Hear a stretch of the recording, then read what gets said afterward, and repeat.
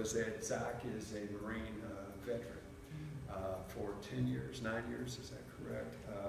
So I think, you know, as always, we want to thank individuals like him for that service, and we do appreciate that. Thank you. This morning is my pleasure to introduce Zach, the very pioneering and entrepreneurial.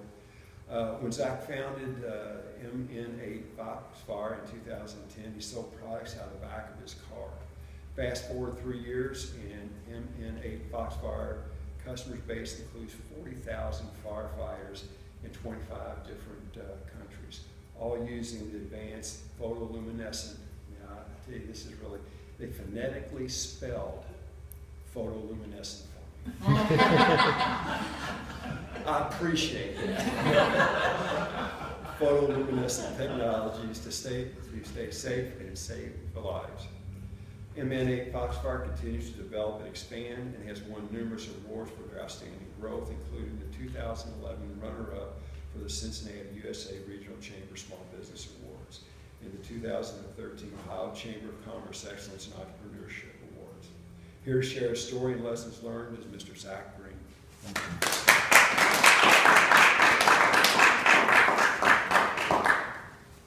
And Leo, thank you to you. I understand Leo's son is an Army veteran himself. Is he still serving right now? Still serving. Where is he? He is at Fort Campbell, getting ready to go to Dahlonega to be a ranger instructor. He's a ranger. Oh, wow. That's a big deal. Instructor for 3 years. Well, none of this is possible without our veterans. I always say that we're the land of the free because of the brave, and we sometimes forget that from time to time. But people like Leo's son and my comrades out there really give us the opportunity to live in this great country. And I know that sounds hokey and cheesy sometimes, but that stuff is real, and it's absolutely true. But my story actually started right here in this building 30 years ago. I was a little kid and loved playing on the pole down here and sliding down the pole and walking around and seeing the fire trucks. And I remember very vividly as a young kid, I had 3 very distinct dreams. I wanted to be a U.S. Marine infantryman, wanted to be a firefighter, and I wanted to be an entrepreneur. And I got to become a Marine on the day of my 18th birthday because my parents were vehemently against me becoming a Marine. They absolutely wanted no part of it. And so they wouldn't sign the waiver that I needed before I was 18. So the day I turned 18, I walked into the security station, signed my life away, and had a really great time in the United States Marine Corps. Got to travel all over the place, see exciting cultures, meet different people, and kill them. No, I'm just kidding. Well, not that many of them. Marine Corps was a lot of fun, but I got to a point in the Marine Corps where I just decided this was, I needed something more. I needed to get back into the community and really, you know, get a chance to pursue some of those other dreams that I wasn't going to be able to pursue in the Marine Corps. So I actually went through both the enlisted program and the officer program when I was in the Marine Corps. I ended up getting my degree from Bowling Green up in northern Ohio. Came back here to Cincinnati. My first job was just a couple blocks away on 4th Street. I got a job with Ohio National, selling financial products and insurance. And the challenge there was a straight commission job. You had to pick up the phone and dial for dollars, and it was just so hard to get in with people. And so I went to the Cincinnati Chamber of Commerce, and they had this great program called the President's Council. And what they did is they took young executives and allowed them to basically volunteer to sell chamber memberships. And it was a great way to get an entree into some of these people that would regularly meet with you when you're telling them you want to sell them life insurance, but they certainly would talk to you about the chamber and the benefits that the chamber brought. And it was a great experience. From the insurance business, I went into the software industry, ended up working for a large company called SAP, where I got a chance to experience all the different components of business, from supply chain to financials to HR. And it was during the whole .com situation, bounced around a lot of different jobs, and finally my wife and I decided it was time to settle down and have a family. I just couldn't continue that lifestyle where I was traveling literally 6 days out of the week. So I went to work for a company called Eli Lilly, a pharmaceutical company. It was a tremendous experience. Worked there about almost 9 years over in Indianapolis. I started out in sales, the detail rep, walking into doctors' offices and showing them why my drug was better than my competitors' drugs and why it was going to help their patients. Got a chance to go into sales management, and then eventually went to strategy and brand development. And one of the great things about brand development is it's really not how good your product is, it's how good your branding and your marketing and your distribution is. Any pharmaceutical product is approved by the FDA is a good product, no question about it. But why does Lipitor sell more than this other drug or sell more than this other drug? It's branding, it's marketing, it's distribution. I think the best example of it not being as important as what your product is, but your branding and marketing. And remember in the 1970s, something called the pet rock? It was a rock. It made millions of dollars, a freaking rock. But because they had it in all the shelves on all the grocery stores, and remember they even had the pet rock parties where you had your kids bring their pet rocks and they play together, it made millions of dollars. I was just looking recently online, the Snuggie, quite possibly the most stupid invention in the world. Not that stupid, it just cleared $500 billion in sales because it had great branding and marketing and everything around that. And so that's what I really learned a lot about at Eli Lilly when I was on the Cialis launch team. The great thing about Cialis is we went up against Viagra. Viagra is the second most brand recognizable name in the world behind only Coca-Cola. And in 18 months we beat Viagra's market share because we talked about the value. A lot of companies spend so much time talking about the features, they don't talk about the value that you provide. And most of the reason most sales reps, I think, fail is they spoke so much on trying to solve a problem, but they haven't explained to people that they have a problem. So what we did at Eli Lilly, I know this is somewhat of a sensitive discussion and you didn't come here to listen about erectile dysfunction, but sorry you're going to hear it for a couple minutes here, is most people didn't even know that was really a problem. So first we have to explain that here's a problem and we have a solution to that problem. And when companies can really understand that, and especially what you talked about with Fifth Third, it's not just about you've got this low interest checking account or you've got some other stuff. It's you're in the problem solving business. And sometimes people don't even know they have a problem. A problem I didn't know, and I didn't really know until I got to the CEO roundtable, was that the more I sold, the more money I was going to need. I'm like, no, I'm selling a lot more. I don't need all this extra cash. Well, guess what? You need cash because you got to build inventory, and as your sales increase, your inventory needs to increase, and as a result, you need more cash. And again, it's kind of interesting how this whole entire system works its way out.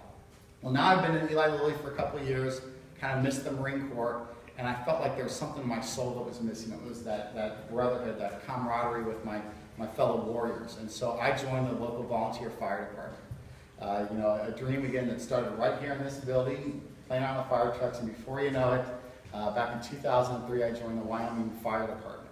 And great experience. I still am a firefighter to this day. Matter of fact, yesterday, about 2 blocks from here, I don't know if you heard on the news, we lost one of our firefighters down in Kentucky. I stood guard over his body just less than 24 hours ago, right here in front of the Cincinnati Fire Memorial and his ambulance there, and just that brotherhood and that camaraderie of being on firefighters has just been tremendous.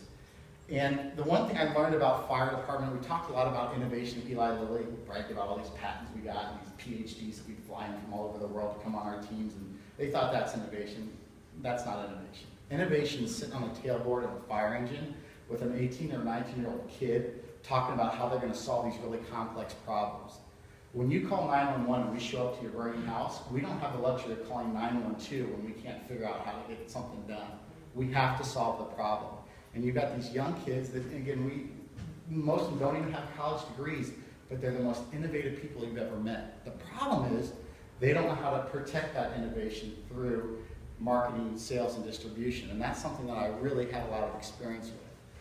So I'm laying on the couch one day, I'm watching a TV special. This is back in the middle of 2010, and they're talking about photoluminescent technology. And they were talking about the World Trade Towers. Now, a lot of us forget in 1993 we had the truck bombing that occurred at the World Trade Towers. A lot of people died that day, not from necessarily the explosion of the bomb that went off in the garage, but from going down 110 stories of complete total darkness. Couldn't see their hand in front of their face. New York said, we got to do a better job. And so what they did is they looked to Europe. They've been using this incredible photoluminescent technology for the last 20 years, and they started putting it in the stairwells. Well, fast forward to September 11th, 2001, a day that none of us will ever forget where we were standing, what happened that day. We talk a lot about the people that died that day. It was over 3,000 people that lost their lives. But what we don't talk about, and I think it's a real disservice to my 343 brothers from FDNY that lost their lives, 30,000 people got out of those buildings before they came down. It was the largest rescue mission in the history of firefighting. mostly because of those 343 brave warriors that ultimately gave their lives. But part of it was this technology, this incredible glow-in-the-dark technology. So I stay up all night, and my head's just racing. I'm going online trying to figure out how do I get a hold of this pigment and learn more about this technology. Next day, I end up sitting on the tailboard of my fire engine down at Wyoming Fire Department, just a few miles north of here. And I start seeing everyone's got these black rubber helmet bands holding door wedges and flashlights onto their helmets. I'm like, what if I could take that same pigment that was used in the World Trade Towers and apply it to this band? So I tapped into this great supply chain community we have here along the I-75 corridor going up to build our cars up in Detroit all the way down to Florida that's building the parts of it. Found a company that makes gaskets, and we put a photoluminescent pigment into the gasket. I got this glow-in-the-dark helmet band. I wear it into my first fire a couple weeks later. These guys are trying to take my helmet off the top of my head as I'm trying to pull the ceiling down so we can get the wet stuff on the red stuff, which is really what you're supposed to do in a fire, not play with the other guy's helmet while he's trying to do his job. And I get outside, and I've got us surrounded by about 5 or 6 firefighters saying, are you that guy that's got that glow-in-the-dark stuff coming off your head? I said, yeah, that's me. And so they start throwing $20 bills at me. They're like, I want you to make me some. I only got one of them, so go back to this company, get another dozen made up, and start selling them out of the trunk of my car. And before you know it, the fire chief calls me up from the neighboring department and says, hey, Zach, I want 40 of these. Oh, geez, okay, I make another 40. And over the next 6 months, I'm nights and weekends driving around to fire stations, open up the trunk of my car and say, hey guys, check this out. Going into bathrooms and turning the lights off. People about ready to have a heart attack. What's this stranger doing? Going to the bathroom, turning the lights off. But they see the glow-in-the-dark band, they kind of got what was going on. And I made about $5,000 in 6 months. Certainly wasn't anything to get wealthy off of, but it was something that said, hey, we might have something here. So I go into the fire station one day, and my fire chief, who actually joined me here today, this is Chief Releg, he sent me and I said, you don't appreciate what you've got right now. You've got something that's going to literally revolutionize and change the fire industry as we know it. You can't keep treating this as a hobby. It really needs to be something that you get in full force. And as I left his office, I remembered a quote from one of my absolute favorite leaders of all time, Teddy Roosevelt. He said, when you're faced with a monumental decision, the best thing to do is the right thing. The next best thing to do is the wrong thing. But the worst thing to do is absolutely nothing. And I wasn't going to sit back and do nothing when I knew my brothers out there needed this. This was something that's going to save lives. And has. We've heard story after story about how this has made a difference. So I refinanced my house, maxed out my credit cards, took literally every penny to my name, started building up inventory. I went to this trade show in Indianapolis. This is March of 2011 now. Within the first 2 hours, we sold out of everything that was at the trade show. And here we are, just a bunch of, I got 7 or 8 other firefighters to come with me. I'm like, look, I'll let you stay in a nice hotel, give you all the free pizza and beer that you want, just help me out at this trade show. They thought they were in seventh heaven. And here we got a bunch of dumb firefighters like myself sitting around selling. We got Honeywell and these big companies with $1 billion in revenue, and they got these $100,000, 3-level booths, and we got this little tent and a little box with this glow-in-the-dark, and we've got a line, three booths over, all up. Sold out everything we had. The next month we did $85,000 in sales. I about had a heart attack. I didn't know what in the world I got myself into.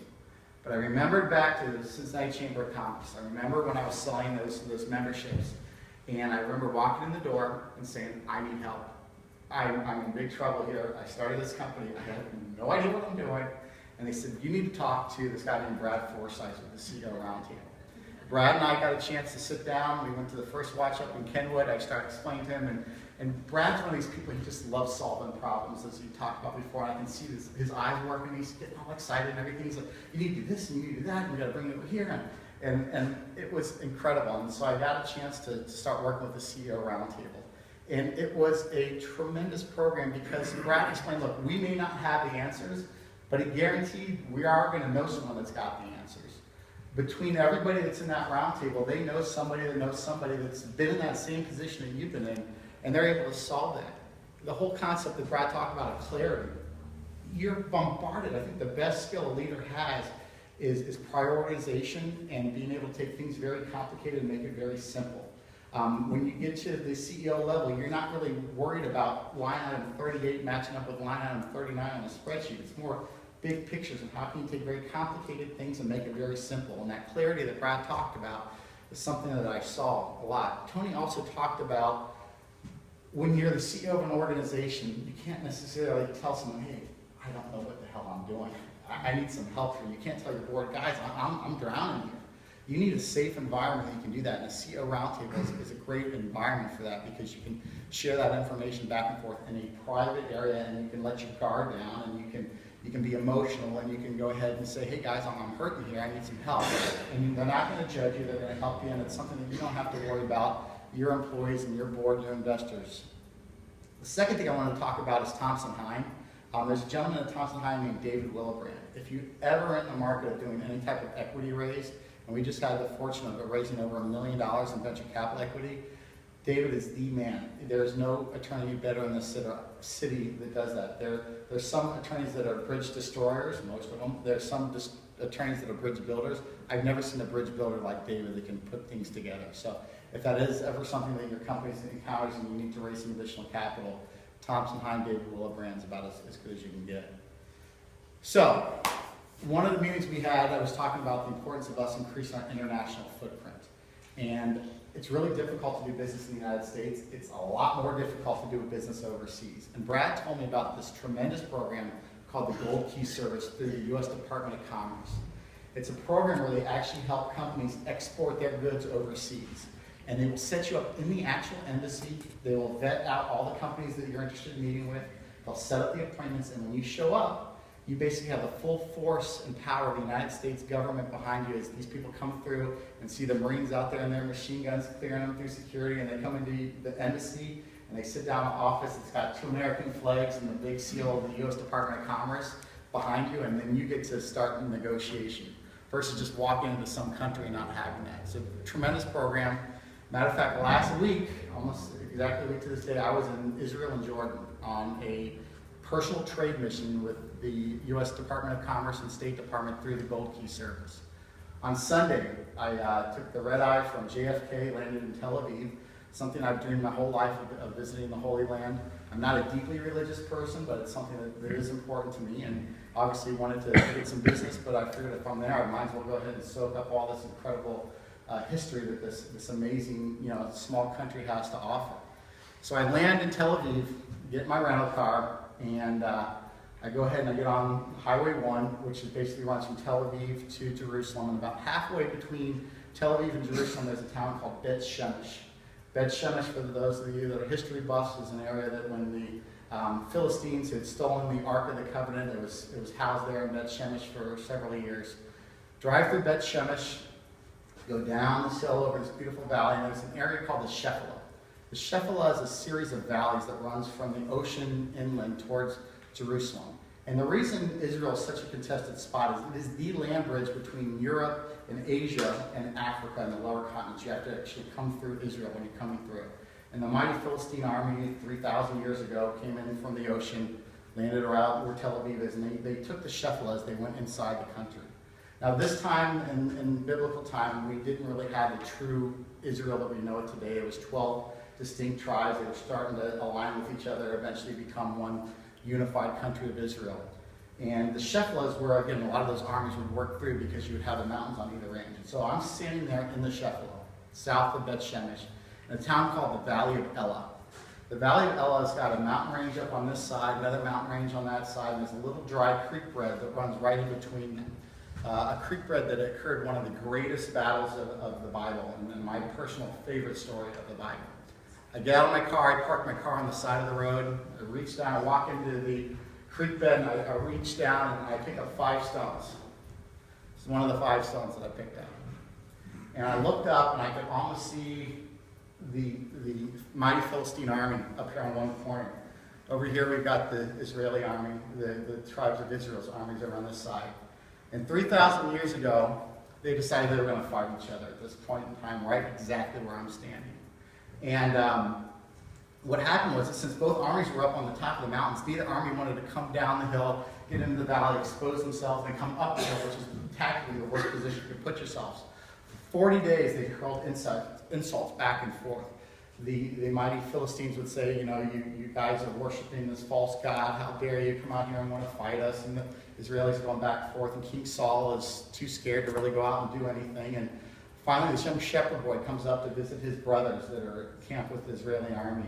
And just at that point in time, the Philistines decided, in those days, one of the ways they solved wars was rather than just fight and kill each other, they would take one warrior from each tribe, line them up in front, let them fight, and whoever won the battle, that was one who won the war. And unfortunately, the other groups would go into slavery then, and we know how that all works out, from all the different stories throughout the Bible and the history that talks about that.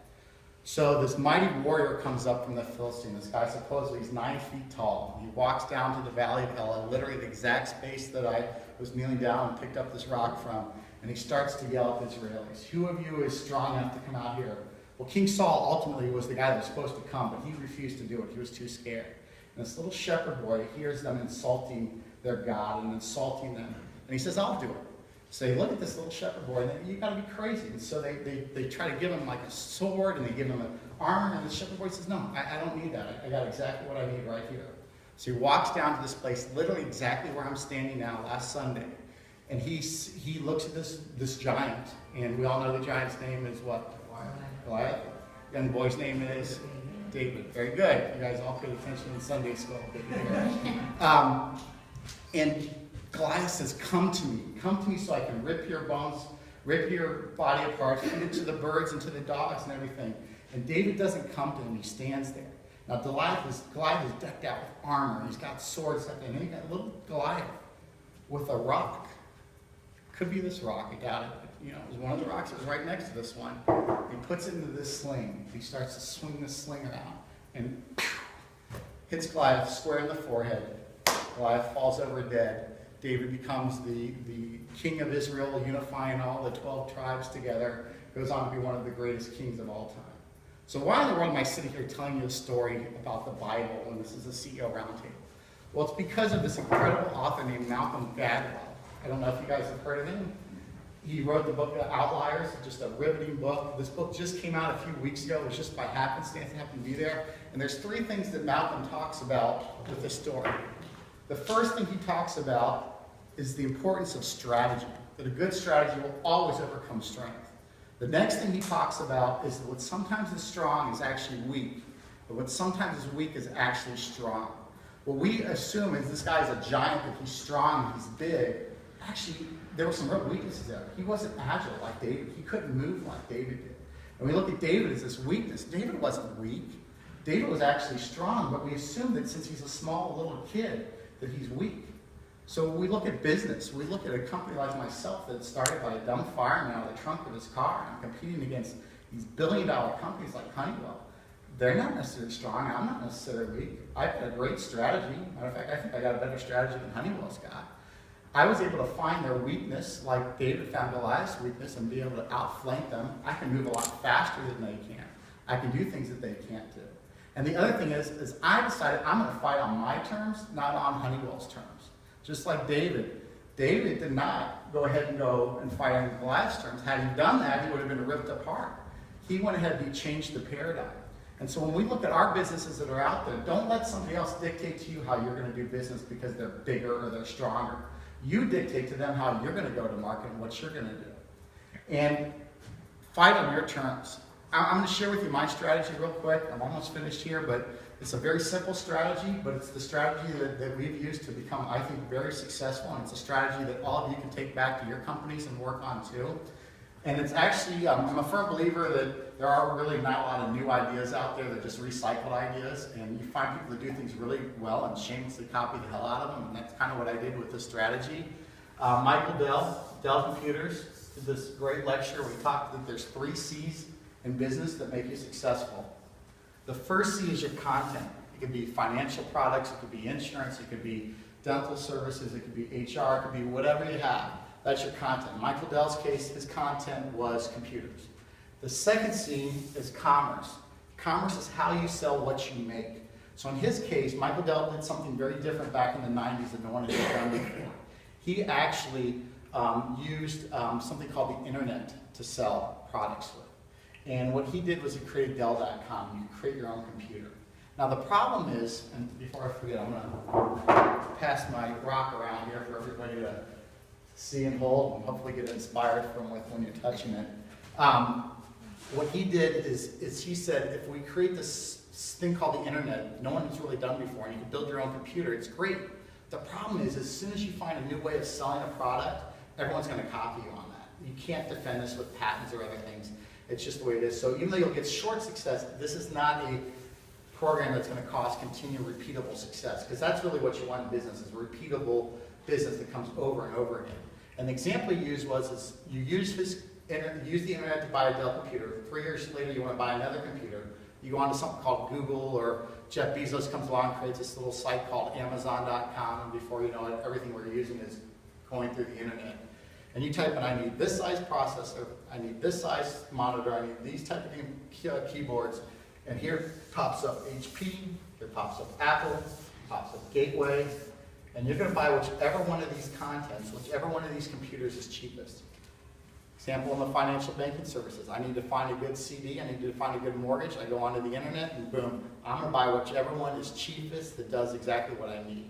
So again, you get caught in this rat race back and forth here. He said the companies that can really nail this third C, these are the companies that are going to be really, really successful in this environment.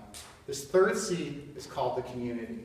The community is what really carries you on and moves you forward. An example he used was, who here in this room has a cell phone? Well, of course, everybody raises their hand. He said, who has a Droid? A couple people raised their hand. He said, who has an iPhone? It wasn't the number of people that raised their hand, it was how they raised their hand. They physically got out of their seat and they high-fived the other iPhone user 2 chairs over for them. Because when you own an Apple product, you're part of this community, whether you like it or not. It's the only place in the world where you go to the store and they give you a sticker at a computer store and you put it on your car. I remember when I got my first Mac and I said, I'm not going to put this sticker on the back of my car. And he looked at me and goes, oh yeah, you will. He was right. Not on my car, but I put it on my office window. Other great communities, Harley Davidson. Any of you are familiar with Harley, and you're a Harley guy, and your neighbor buys a Yamaha, you ain't going to be very friendly with the neighbor anymore. Another great community is John Deere. You may not own land big enough to have a John Deere lawn tractor, but you got the John Deere hat and the John Deere shirt. When you have a community, that is what's going to carry things through, because these people become your brand ambassadors. What we did at Foxfire is we typed in a community that we didn't have to create. It's already there. My brothers, the firefighting community. And we were able to build our company showing that we are by firefighters, for firefighters, and those we protect. So my patents don't really matter, because the company that's going to rip me off is going to be the big Goliath, the Honeywell, or made in China crap or something like that. I got my brothers that are watching my back. And now as we move from firefighting products into industrial safety to egress products, we have that full backing of this community out there. So when that firefighter goes into that building because they had a fire alarm and the exit signs don't work, they're the ones that are going to be either giving that information back to us, or on their off day, they're going to go out there and they're going to say, hey, there's this stuff called Foxfire, and we use it on their helmets. It might help your building out too when the exit sign doesn't work.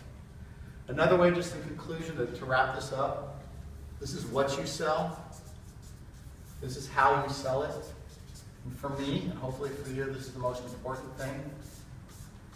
This is why you sell it. We are doing this because we want to make the world a safer place with our advanced photoluminescent technology. We're doing this because we want to ultimately help people, and hopefully in your business, your why is the most pure thing, because when your why is pure and those type of things come through, that's what really makes a difference. Your customers notice it, your clients notice that, and your competition notices that. So, thank you very much for your time today. Appreciate it.